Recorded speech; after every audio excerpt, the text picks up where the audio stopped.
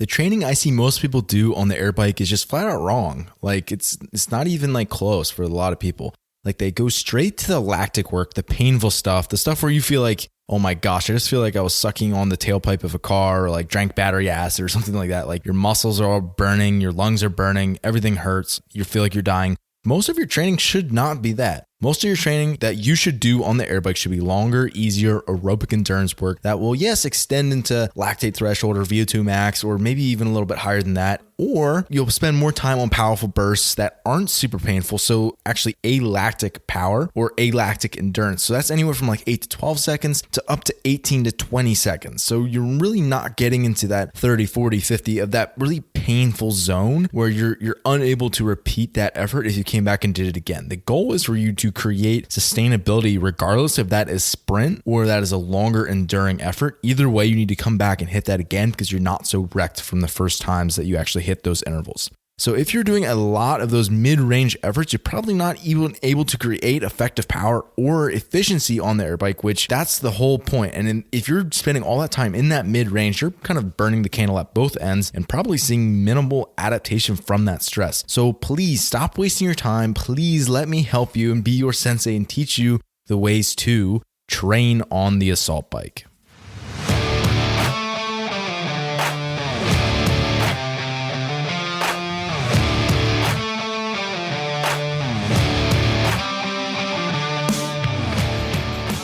The Fitness Movement is brought to you by Zor Fitness. We offer coaching and individualized program design, as well as educational content for coaches and athletes.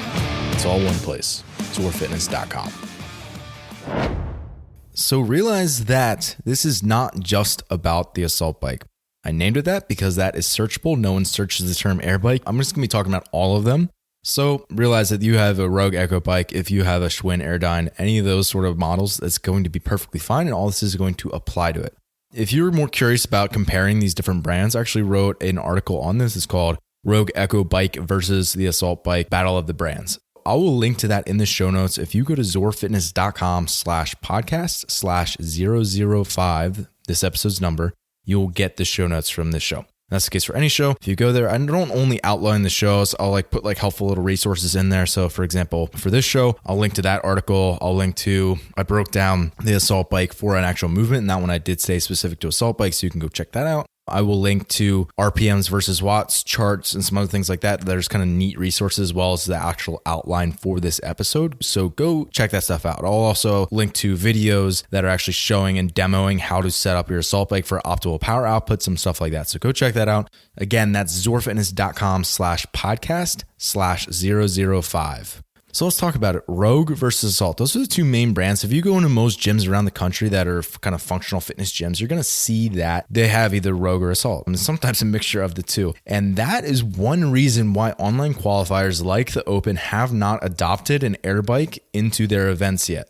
So basically, every single gym around the world uses Concept 2 rowers, and that's why you see rowers in the Open. And because the rowers also have an onboard computer that makes sure that every single rower, regardless if it has a little bit more dust or dirt or stuff like that, yes, your damper setting might be different, but every single time, because of that onboard computer, you're going to get the same results, regardless if you go in a rower that's old in the United States versus a rower that's new in Mexico versus whatever. It's going to be the same. It's consistent, not over just time, but model to model, it's going to be the same. That cannot be said for the air bike. We have differences in terms of wattage or calories or how they're kind of measured, how many ghost calories you get, how quickly you can get up to speed, how long that momentum holds on to. There's a bunch of differences between Rogue and Assault, and those are the main two, but not just between those two brands. Also between generations 1 and 2 or 3 of those actual brands, especially with Assault. That's where I see the biggest differences. If you have an old Assault bike, you're probably going to get more calories on it quicker than if you have a newer Assault bike. So generation 1, the one with the rubber pedals, you'll get way more calories on those than the ones with the metal pedals that are newer. Realize that if you actually test on one bike, even if it's the same generation from Assault and you go to a different bike, you might get a different resistance, but it's going to read as the same RPMs or the same wattage. So you can't use the results from one bike or one generation or one brand to compare against any other because there's not an onboard computer in that piece of equipment. Realize that you just cannot compare your results. And this is super frustrating. I'll be honest. So I'll tell you a quick story.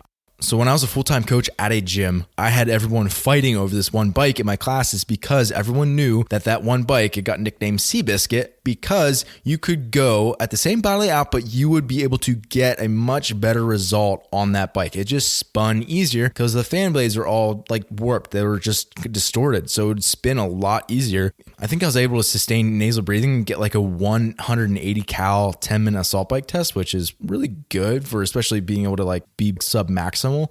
And it was really frustrating because I just retested that and I got 171 on like a newer assault bike that didn't have deformed blades. And I was like kind of, upset because like you want to be able to test and retest and have an accurate result and compare. And I know I'm not that much more out of shape. I was working way harder and it was frustrating because I was like, man, I'm curious as to what I would actually get on that other bike. So you just realize that you cannot compare, you cannot test. Don't have an athlete or yourself test on one bike and then go over to a different bike and try it out 3 months from now. It could be worse and they might have actually gotten better or vice versa. And that's this exact reason why we aren't using them for online qualifiers. So let's move past some of the problems that we see with the air bike and kind of actually move on to, if we're training for the air bike, what does that actually mean for people? And I think it's one of two things. One, that there are competitions where the air bike is or at least could be used. So this means that they essentially have a fleet of bikes. So let's just say they have a dozen bikes that they can use and have multiple heats running at the same time or push people through. And that way it's not an issue of there being inconsistencies because one's a Rogue and one's air assault bike, one's newer, one's older, that kind of thing. Or you're trying to use it as to be transferable to other fitness endeavors like cycling, like just like fitness performance as a whole, like general conditioning or whatever you kind of wanted to yield to. So I'm going to pretend that both of those are true, that one, you might see it in a comp, and that two, you want it to transfer to other training avenues. I think that's probably the most applicable to the most people. So let's get into it. What's the outline for today going to look like? I'm just going to go down through each of these topics. I'm going to try to move through these fairly quickly, but it's a lot to cover, I'll be honest. Number one, reasons I love the assault bike or the air bike. Two, setting up the bike. So how to actually set it up so you can get optimal power out of it. And then three, optimizing the pedal stroke. Four, bidirectional versus tridirectional power. So basically thinking pedal, push, pull versus just pedal and pushing.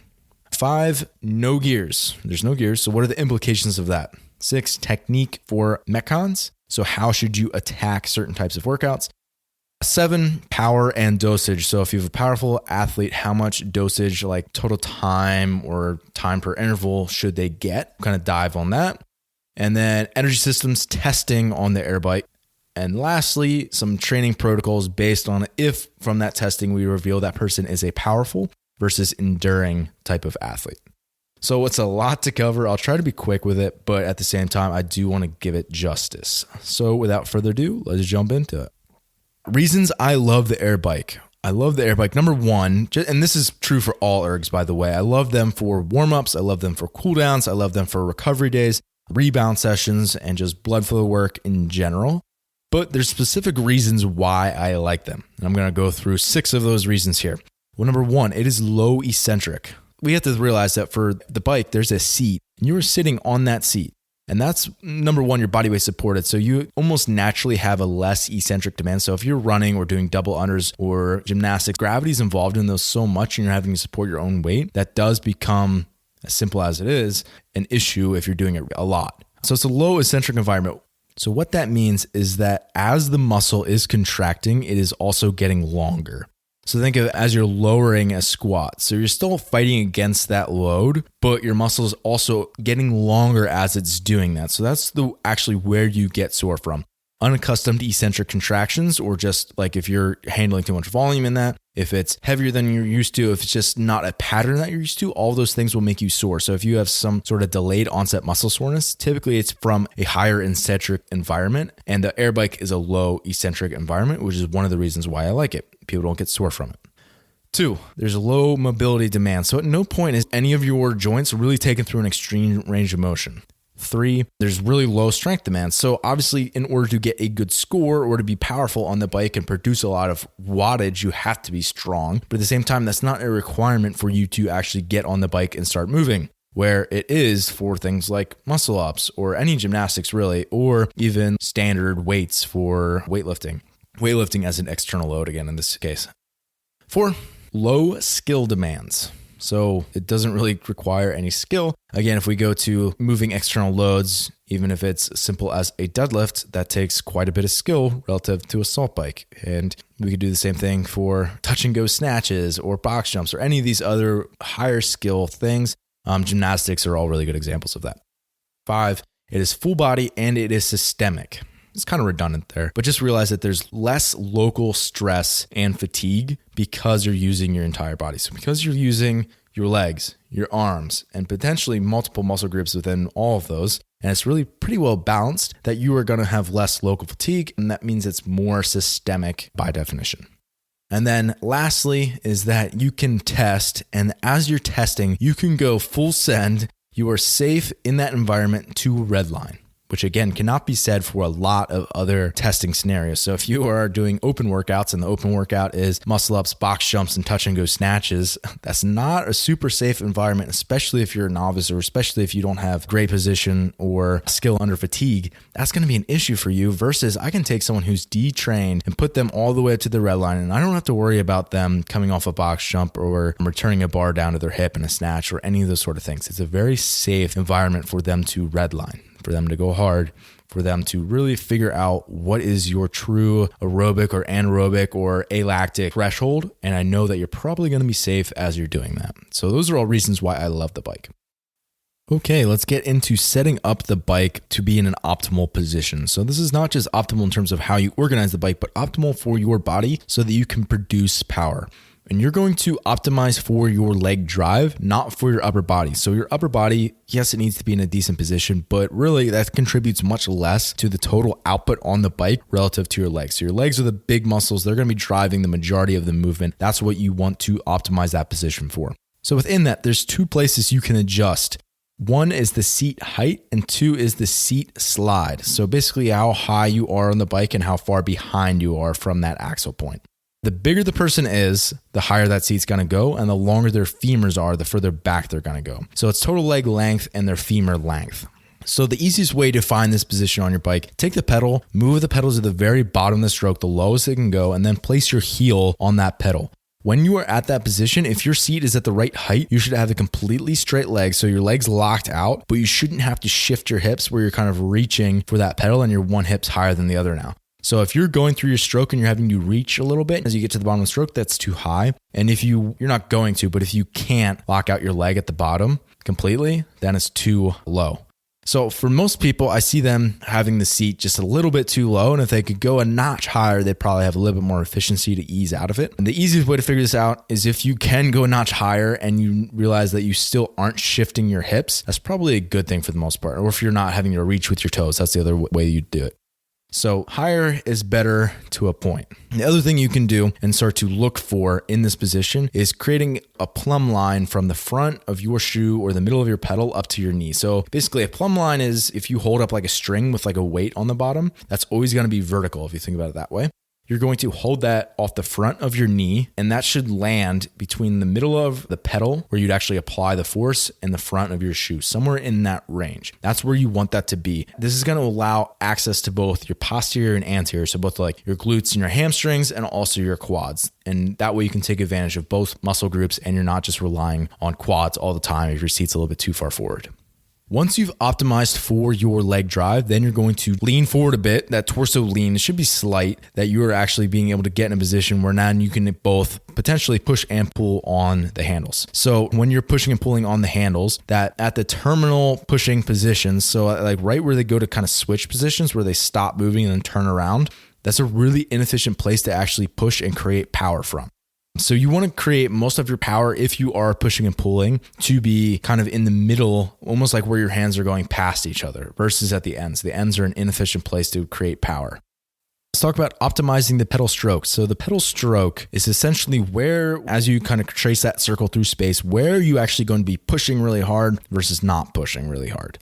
So if we think about or we compare the pedal stroke to a clock, so pretend you're watching someone's foot trace through space, you're watching them assault bike from the side and you're watching their foot go around, you could compare that to a clock where most of the power that you want to create is between 1 o'clock and 4 o'clock on that handle, so to speak.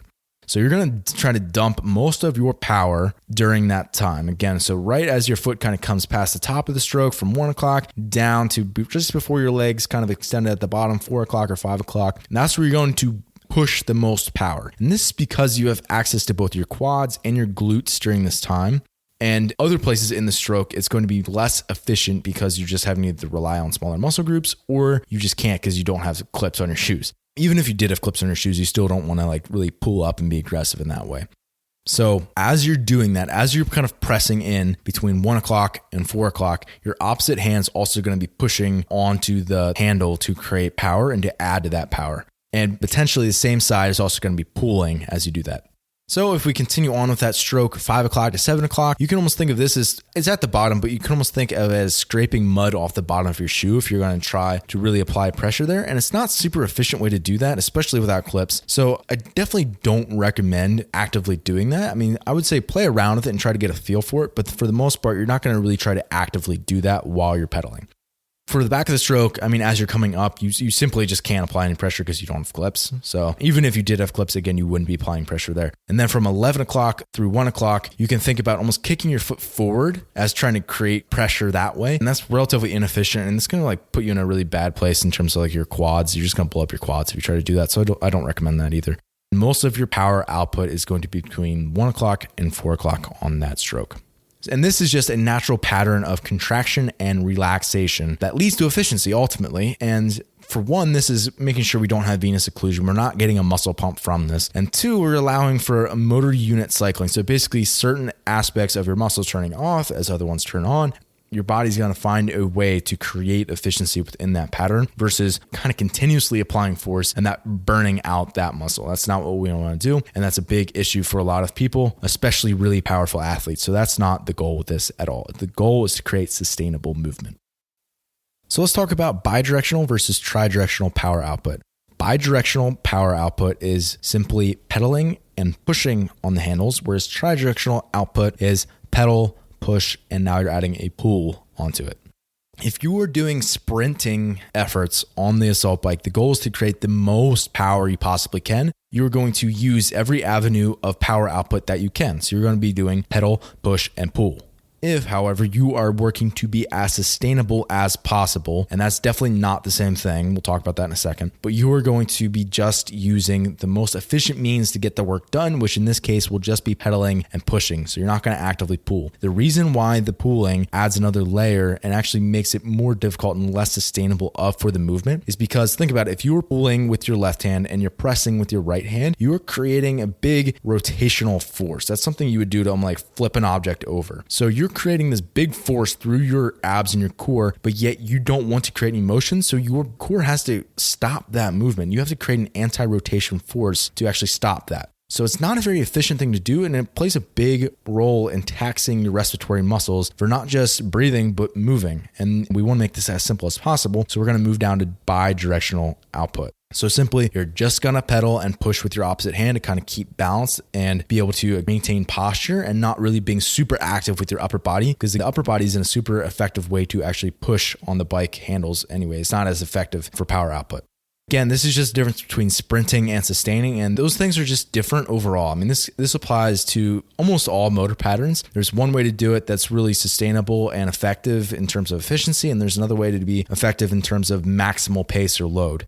So if we take this to like locomotion, like walking or running, to the novice, walking and running, those things might seem like very similar, but we all know that those are not the same thing. To say that somebody who is running is the same technique as walking, they're not. Like the one you have one foot off the ground, the other one you have both feet off the ground at a certain point. So like they're just fundamentally different, and that's going to change. And walking is way more efficient than running, and everyone knows that, and that's why everyone walks around all the time. They don't run.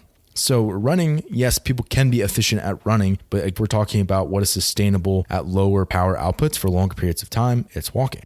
So again, that's the same reason for bidirectional power output. Simply pedal and push if you're trying to go nice and slow for a really long time. And if you got to sprint and take it up, okay, add in the pull.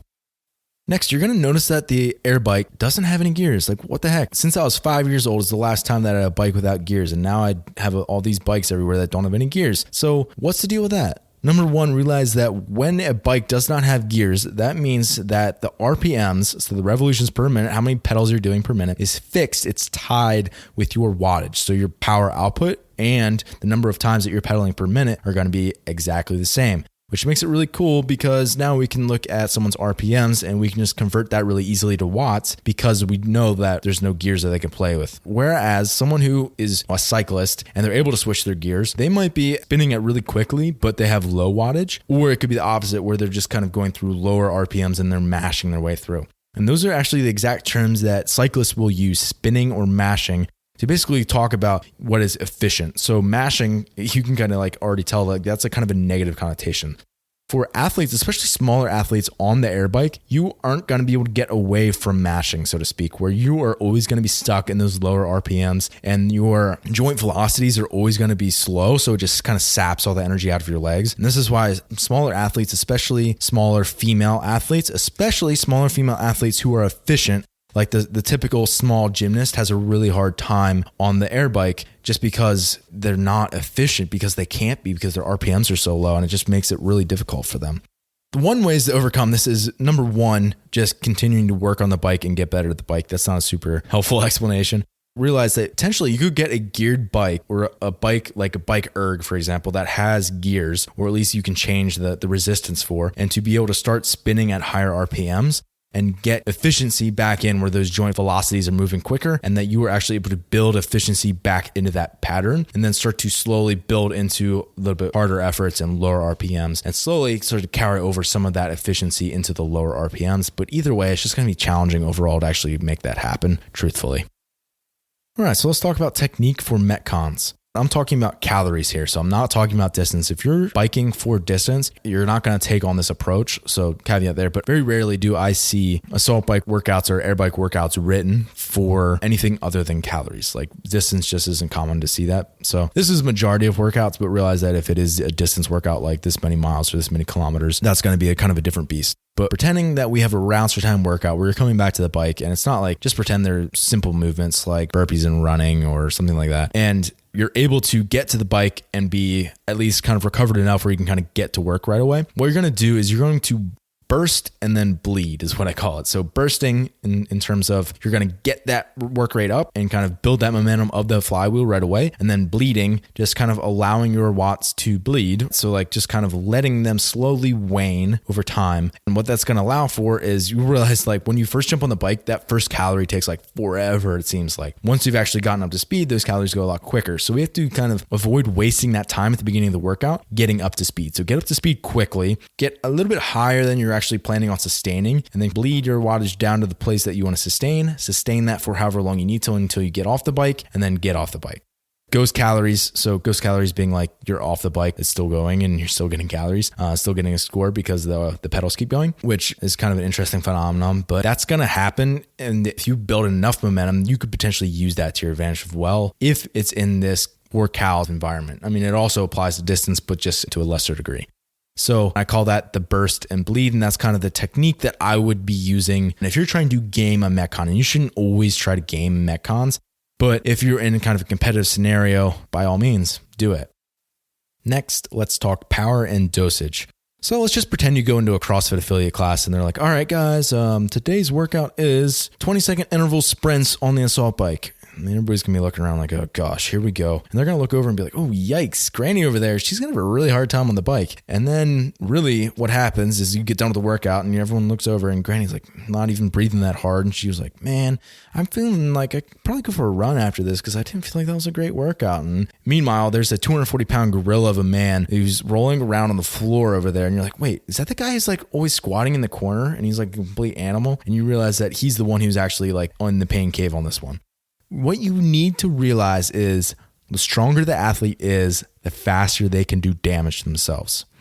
So if you have a really powerful, really strong athlete, they are going to be able to handle less volume in maximal sprints on the assault bike. Meanwhile, someone who is a weaker athlete or is a less powerful athlete, it's going to take them a much longer time to do the same amount of damage or to get the same dosage, or it's just going to be a different dose response for that athlete. So if we have someone who's not powerful, like Granny, they're going to have to take a lot longer of a sprint to do the same amount of damage to themselves as a really powerful athlete. So how I would get around this is I'm just going to give you an example. I think you probably get the idea from this, and then I'll just kind of move on because I do think this is an important point, but I don't think I need to spend a ton of time on it. So let's just say the workout was every 2 minutes for 6 sets. So that's 12 total minutes. And just say you have to keep that work rest because it's a class scenario and you want everybody to go at the same time or whatever. So let's say the workout is every 2 minutes for 6 sets. So that's 12 minutes. You're going to have that class do an assault bike sprint. The first thing I would do is have each person go and max out their wattage or RPMs on the assault bike to figure out where their peak watts are. So basically, that's a really simple test to figure out how powerful are you. In that case, I would have them be tailored to that specific workout. So for example, if I have someone who's over 1500 watts, so that'd be really powerful, I'm only going to have them sprint for maybe 12 seconds. Whereas if I have someone who is between 1000 and 1500 watts at their peak, I might have them sprint for 15 seconds. If they're only at 600 to 1000 watts, I might have them do 20 seconds. And if they're pretty weak or like really enduring and not powerful at all, maybe they're like under like maybe 600 watts, I'm going to have them sprint for maybe even 25 seconds, like a pretty long time. And if you had that really powerful athlete do a 25-second sprint, they're going to get 1, and then all the rest are going to be dropped off and just terrible results. Whereas if you have them do that 12-second, they're going to be able to come back and repeat that score. And that is ultimately the goal here. The thing we need to remember from all of this is the stronger the athlete, the faster they can do damage. So oftentimes as athletes get stronger and more powerful, we actually need to give them less rather than giving them more. Okay, so next let's talk about testing on the air bike. And I've already alluded to one of these, but the first one I would do is that max wattage test. So this person's ramping up, and once they're up to speed, they're gonna hammer that as hard as they can and see where they can max out the wattage. So maybe they peak at 1800 watts would be a great score for males, or 1400 watts would be an awesome score for females. Most people aren't going to be that high, but that's our first metric. And then we're going to compare that to their 10-minute test for max calories. So 10 minutes on the air bike, and they're just going at a steady pace and getting as many calories as they can in 10 minutes. So this is really hard. It's a mainly aerobic. It's definitely anaerobic too. It's a really good actually time domain for like a VO2 max test, to be honest. So this is where we're comparing sprint to sustain, just really roughly. And I really like both of these tests, and I don't do much in the middle because you can gather most of what you need from either the sprint or the sustain, and you don't need to do a ton of lactic middle work to be able to figure that out. Because again, we're going to move them towards that anyway during competition prep. So I don't feel like that has as much value. I think for some more advanced CrossFit competitors, that could be useful. But for the most part, I have people do sprint and sustain. So that the max wattage test where they're ramping up, seeing the max wattage, and then the 10-minute test for max calories. And then comparing against a battery of results as to where they're at. So I have all the scores from all my athletes. I see where they compare. And I know from all that experience as to whether they need to be working more on sustainable work or more on sprint work. So if they do really well, really high wattage, but not as great on the max calories in the 10-minute test, then I know they need to spend a lot more time on sustainable work. Whereas if they crush the 10-minute test, but their wattage doesn't peak super high, okay, we need to spend more time focused on alactic or sprint focused. So I'm going to go through both of those avatars now. That first avatar being the enduring athlete who needs that alactic sprint focus. So I'm just going to go through a couple of example protocols that I could have these athletes do. The first one would just be intervals, really simply, every 2 minutes for 8 sets. So it'll be like 16 minutes. Going to do a set of maybe 10 for males, 7 calories for females, a sprint. So it's really simple. It's just another way to develop that alactic power. And it's probably going to take them 10 seconds, depending on the athlete, potentially less than that. So again, it's alactic where you're not actually having that fatigue start to accumulate yet. A second sample workout would be every minute and 15 seconds. So we're bringing down the time domain, but we're going to give them more sets. We'll say 15 sets. We're going to have them just wind up. So meaning that they're just going to spin up on the bike, getting up to speed on their RPMs for 4 seconds, and then an all out sprint for 6 seconds. So this kind of just like pulls back some of the layers of we're not wasting all of our energy pushing the bike up to speed, and rather we're pushing the RPMs after we've already gotten up to speed. That's kind of subtle, but it's a little bit different. And same thing with the time domains. A third example would be wind up sprints. So this one's going to start to be a little bit more alactic endurance, where The first 10 seconds, we'll just have them maybe at like 50% of their max wattage. And then from 10 seconds to 20 seconds, we'll have them at 75% of their max wattage. And the last example would just be 20 minutes. So it's actually, this is starting to move more into sustainable work, but layering the bursts or the power output onto it, where it's a 20-minute clock for max calories, but on the minute, including 000, you got to peak the wattage above 60% of your max wattage score. Say it was, you got 1,000 watts, you'd have to peak it above 600. Our second avatar is the powerful athlete. So this person needs an aerobic or sustainable focus. So our first example is just Tabata being 20 seconds on, 10 seconds off. And we can say, okay, you're going to build to 40% of your max wattage, and then you're just going to slowly bleed those watts across the remainder of the 20 seconds. So you're basically building and then allowing that to bleed. But again, never build super high. It's all pretty sustainable. So our second sample workout is 4 sets of 3 by 20 or 15 calories. So the way you would read that is you do 20 calories if you're a male, you'd rest 45 seconds, you do 20 calories, you rest 45 seconds, you do 20 calories. And then you do 4 sets of that and you'd be resting 3 minutes between each one. It sounds confusing. It's easier when it's written out. I'll have examples on the show notes, so go check that one out. The next sample workout, again, a really easy way to modulate someone's intensity is with nasal breathing. And I've talked about that in the previous episode. So go check that out. That was episode number 4. But from 0 to 5 minutes, you're going to be holding 14 to 16% of your max wattage, pretty low, but you have to be nasal breathing. And then starting at 5 minutes, you're going to add 1 RPM every 15 seconds. So it's a ramp up that starts at 5 minutes. And you're going to do that until you break nasal breathing. So you're breathing through your nose the whole time. This is going to be stressful nasal breathing. That's fine. And you're going to spin for those first 5 minutes. And then you're going to bring it back up. You'll recover. You'll get off the bike. And once you recover, back to nasal breathing as quickly as you can. And then you go and you could repeat that. And you could do that 2 or 3 or 4 times potentially. Our last sample workout is actually a lot like the other one, where it's 20 minutes, 4 max calories. And once again, on the minute, including 000, you're going to hold 32 to 35% of your max wattage for 15 seconds. So it's actually pretty low in this case, lower than the other one. But again, if this is a super powerful athlete, their max wattage score is going to be kind of artificially inflated relative to their sustainability. So we have to watch that a bit more. It's just good to realize that programming is going to differ for a person for their percentages based on if they're super powerful versus if they're not super powerful. Hey guys, thanks for listening. I really hope these protocols are helpful. I really hope they actually play a part in your future training on the assault bike. Thanks for listening today. If you're someone who just started listening to the show, I would encourage you to subscribe so you can stay up to date. If you're someone who's been listening for a while, I would encourage you to rate and review the show. And lastly, the best thing that you can do to support our work is also the best thing that you can do for your performance. And that is by hiring one of our coaches. Until next time, stay the course.